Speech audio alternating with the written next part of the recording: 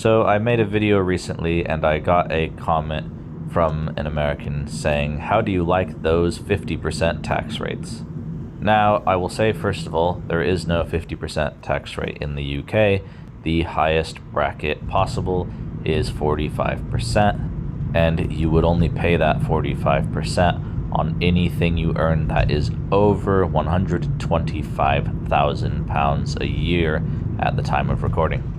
But a lot of people, I find, don't understand how tax systems work in first world countries. So in both the United Kingdom and the United States, they use what's called a progressive tax system. And by the way, I will post up now on the screen the tax brackets for the UK, as well as the federal tax brackets for the United States.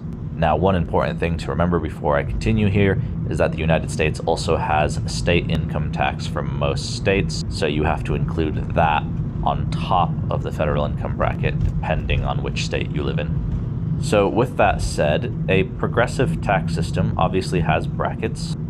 So in a progressive tax system, as you move up brackets, you only pay the increased percentage of the new bracket on any amount that is over the amount that that bracket covers.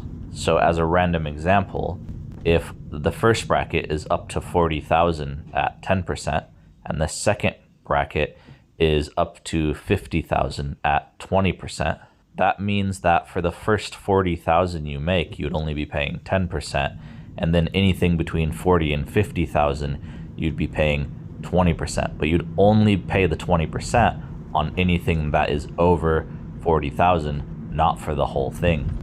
A lot of people misunderstand this and they think that taxes are a lot higher than they actually are.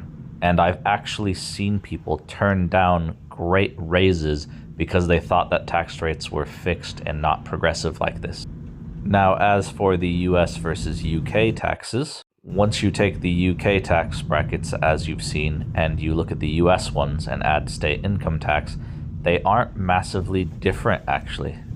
But one thing you have to remember is that in the United Kingdom, your taxes pays for the NHS, the National Health Service, so your healthcare is part of your taxes. Whereas the average American spends 11% of their income on health insurance. So technically you have to add that onto the taxes, so to say, for this to be a fair estimate. So in a lot of cases, you end up paying more in the US.